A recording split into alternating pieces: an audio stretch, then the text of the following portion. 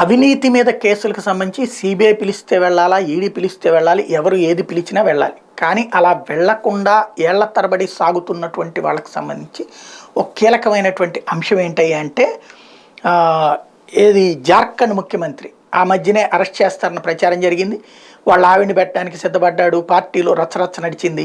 ED విచారణకు మాత్రం తను హాజరు కాకుండా కూర్చున్నాడు. ఇప్పుడు జార్ఖండ్ సీఎం అరెస్ట్కి రంగం సిద్ధమవుతుంది. Jharkhand CM Hemant Soren Enforcement Directorate arrest చేసే అవకాశాలు ఉన్నాయి.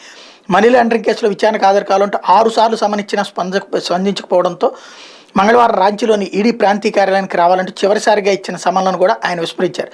దాంతో ప్రశ్నించే నిమిత్తం తుది ప్రయత్నంగా ఆయన కస్టడీలోకి తీసుకోవడానికి పరిశీలిస్తున్నట్టు బయటకు వినబడుతోంది. మైనింగ్ భూమి కుంభకోణాల్లో ఆయనకు సంబంధం ఉందని ఈడీ ఆరోపించింది. ముఖ్యమంత్రి సన్నిహితులకు ప్రొటెక్షన్ మనీ ఇచ్చామంటూ ఇటీవల నేపాల్ నుంచి తీసుకొచ్చిన మావోయిస్టు చెప్పడంతో ఆరోపణలకు దర్యాప్తు చేయాల్సి ఉంది.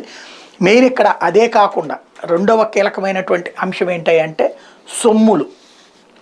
తన కుటుంబ సభ్యులకి బంధువులకు కూడా గనులు రాసి ఇచ్చేశాడు ఓపెన్గా.